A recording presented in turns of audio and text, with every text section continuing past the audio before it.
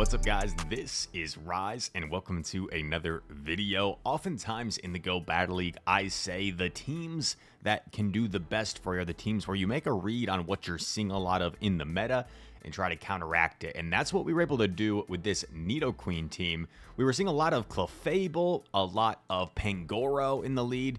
We were seeing certain neutral Pokemon like Dragonite and that we're trying to just win switch, and Nidoqueen can win switch against Dragonite. So this Nidoqueen lead has been working some wonders. All hail the Nidoqueen, along with Feraligatr and Walrein, two staple picks in the Ultra League. Of course, we've been featuring so many Pokemon that got buffed this season so far, and we will continue to do so. But this team, 3 Pokemon that are still standing strong and haven't got buffed this season. But here we go, Nido into Clefable. They safe swap Golisopod, and as you're often going to see, we don't have an obvious answer, so we're going to Poison Fang and then dip. And that is one really nice thing about Nidoqueen, right? The ability to get that 100% guaranteed debuff and then dip into your next Pokemon. Now, some of you might be wondering, Rise, why Crunch on Feraligatr and not Ice Beam? I decided for Crunch, mainly for the mirror match as well as Tentacruel. I feel like it's valuable. But yeah, Ice Beam I don't think would hurt either for something like Mandibuzz. They have their pros and cons. Clefable comes back. We're going to go for a Hydro Cannon here, chip away at Clefable. We did go down a shield in this situation. However, we are going to get off a lot of damage, so we're kind of making up for that shield that we went down. Clefable's farming up a lot of energy. They put up a shield, so we do get the shield back in the end. And this is pretty good. I am totally content letting Feraligatr go at this point. And they're actually running, they're not running Swift, which is even better for me. Well, I guess not for Nidoqueen per se, but the fact that they had to use more energy there. Meteor Mash coming through. Bang, does some big damage. And then there's a Drapion in the back. I go for an attempted catch. I'm unsuccessful. So all of a sudden, maybe this isn't as comfortable as we thought it was going to be. Because Drapion up a bunch of energy against Walrein isn't the most comfortable situation. They get the debuff as well. I figured I could live a Crunch here and still reach the Earthquake. But they go for Sludge. I'm like, do I live? And I barely hang on to get to the Earthquake. Earthquake connects. They knew we had an Earth Power on our, just about on our Nidoqueen, so they kind of had to make a call, I guess, as their win con. They either would have had to do that or then like maybe catch a move onto Clefable in the end. So G to the G to start things out. And here we go. We're playing Pirate King. And like we talked about, Clefable and Pangoro leads were prevalent. So that's why we went with the Nidoqueen lead, trying to break the core of what we had been seeing a lot of. Nidoqueen going to resist the Karate Chops, resisting close combats. You're only really taking neutral Night Slashes here. Our opponent actually shields the first Poison Fang, which is surprising. If you're going to shield, you'd probably be better off shielding the second one, right? Because that one will deal a little bit more damage. But they actually catch the second one onto Tentacruel. A nice little catch here from the opponent. Not exactly sure what to do here because we don't have an obvious answer to Tentacruel. So I build up a bunch of energy. Oh, actually, no. I actually just throw the Earth Power, which makes sense, right? Win the charge attack priority here, Nido versus Tenta, and it lands. Barely doesn't knock out. At this point, I'm content just letting Nidoqueen go down. And then we're going to come in with Feraligatr, kind of hoping that Pangoro comes back in because we don't want Walrein to be matched up against Pangoro, so this is perfect for us. They are going to get off a move. This could potentially be a close combat, which does a lot of damage. Get off this Hydro Cannon. This will threaten to either knock out or get the final shield. We get the final shield. I'm going to switch in since they're debuffed, actually, and our Powder Snows are going to chunk over time. They eventually swap into G-Weezy. But we're in a really good spot here. Even though Pangoro has energy, we have 2 shields to hide behind. We don't necessarily need to shield anything from the Weezing just yet. And that is a good game. Nidoqueen was a real menace for that team, right? They didn't have an obvious answer across the board for the Nidoqueens. They were kind of forced to stay in. You can't really swap Weezing. You could swap Tentacruel, I guess, but it's not like it's that great of a matchup for Tentacruel. You're both resisting the poison jabs, and you both have a super effective move. Next opponent here, Nido into Gator. Okay, so Gator is a bit of a problem. But we're going to try and just be creative. Do what we can. We catch the Hydro Cannon onto our own Feraligatr. It is a purified Feraligatr, by the way. Some people running, wondering why. Sometimes you get a purified Pokemon that's like one of the better IV spreads you have, and that's that. No return on our Feraligatr, but maybe if we farm up, we can actually make someone think we have return. We're able to call the Night Slash here and get off another Hydro Cannon. That's pretty nice. Annihilate will have to shield to keep this energy. I'm going to come back in with Nidoqueen, and I actually decide to take the move here, if I remember correctly, because even though I know it's probably a Shadow Ball, which is going to hurt, I know that Feraligatr has energy stored, so I'm going to save the shield for the Hydro Cannon as opposed to the Shadow Ball. We go for the big Earth Power here. Bang, does some solid damage. Our opponent actually swaps into Typhlosion. I throw Poison Fang. I might have been able to do one more jab there since they swapped in.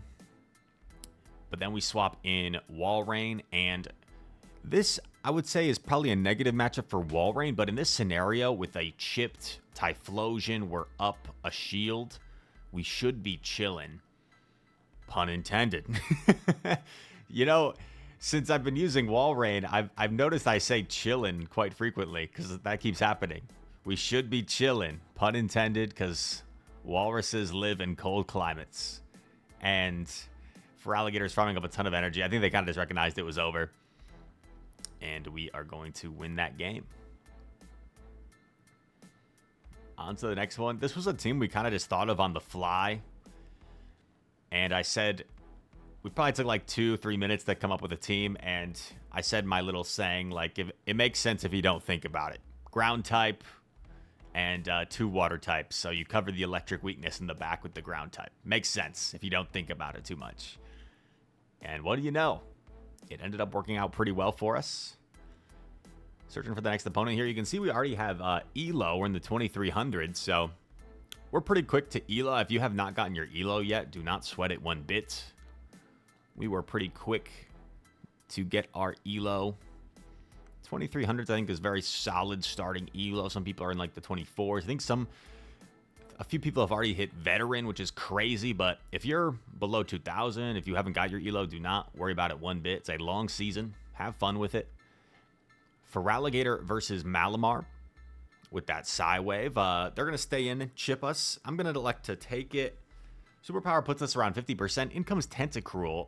So, not the best situation in the world because Tentacruel can just kind of absorb a lot of moves from Gator. I get off a second crunch here to chip down this Tentacruel. The problem is, am I going to be able to get this thing into a range where it's farmable? Our opponent... Okay, I guess I still elect not to shield. I think our opponent could have knocked us out potentially there with one jab. I come in with Walrein because I didn't want to take a Scald on Nido, but then I remembered, oh, Sludge Wave. Well, that's not great.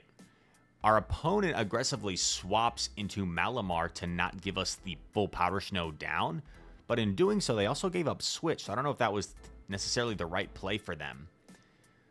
We are going to throw Icicle Spear here.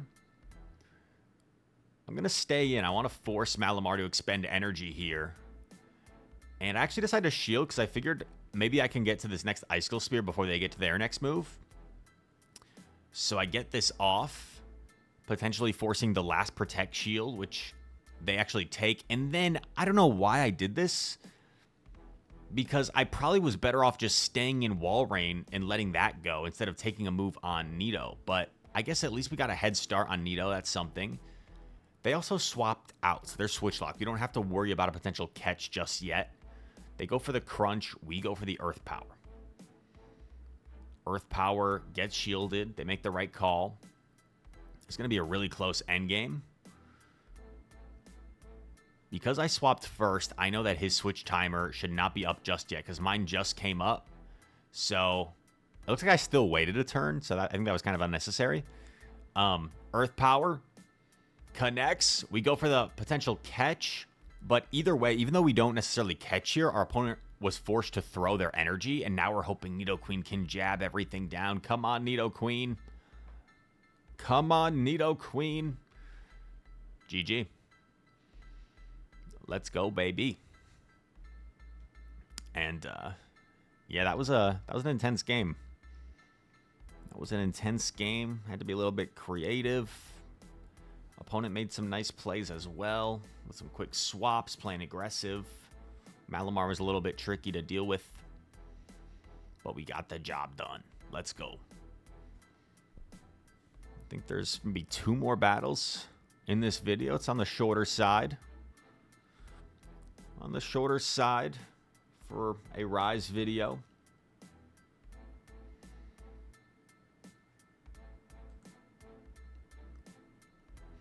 This is also kind of crazy. We're already getting into the Q time zone this season. Hello. Am I gonna need to scroll ahead here? Oh, wow. I guess we're scrolling ahead quite a bit. Uh-oh. Nido into Pangoro. This is where Nidoqueen wants to be. Positive matchup. I typically don't bother building up to the Earth power to threaten it. I figure Fang is just more reliable. And then if they want to pivot out, give up switch, give me the alignment, I'm okay with that. So we just mindlessly go 1, 2, 3, 4, 5, 6, Fang. Someone in the chat said Nidoqueen is like brain rot in Go Battle League. And I can't argue against that too much. If you're just spamming Fang like me right now. In comes Gengar. I stay in momentarily, and I'm like, I better swap, because if I give Gengar a huge Shadow Claw down, that could be devastating. I call the Shadow Punch. We get off Hydro Cannon here. Gengar, we assume, is going to shield. The fact that they're staying in signifies they probably don't have a great Feraligatr answer in the back. And look at this. Gator reaches another Hydro. I have to make a decision here. Do I think I'm at 1 HP? No, I think I'm at more than 1 HP. So I should live through the 1 HP damage that occurs through a shielded charge attack. We get off the Hydro Cannon. There's Clefable in back. This is beautiful. Walrein might be able to beat Clefable on its own. Pretty neutral matchup. I'm not sure who wins that, to be honest. But with the help of Nidoqueen, we should be chilling here. I throw the Poison Fang because I feel like getting this off is really valuable, just to kind of sealing the deal. And we're just going to stay in. Catch the Swift for a little bit of a, I don't know, icing on the cake. And Mr. Walrus gonna just fully Powder Snow down since our opponent still has a shield to hide behind. We will take the Moonblast. No problem. Powder Snow down. G to the G. And I guess that was the final battle, yeah, because that's the end of the set. A 5-0 set with See Ya Later Feraligatr, Chillin' Walrein, and all hail the Nidoqueen. Jangmo-O is our reward. And let's see what this 5-0 puts us at in terms of our elo. 24-16, so already making some nice gains, some nice progress. And hopefully we can keep that going in this Go Battle League season. If you guys want to have me potentially shoutcast your battles, feel free to send them. Link is always in the description of every single video for battle submissions. I'll be heading to Baltimore tomorrow to compete this weekend, so I'm excited for that and to maybe meet some of you guys in person there. Feel free to say hi to me throughout the day. And all that said, if you guys enjoyed this video, feel free to leave a like, comment down below. All comments are appreciated. Subscribe to the channel if you're new. And all that said, thank you so much for watching. I hope to see you in the next one. Peace.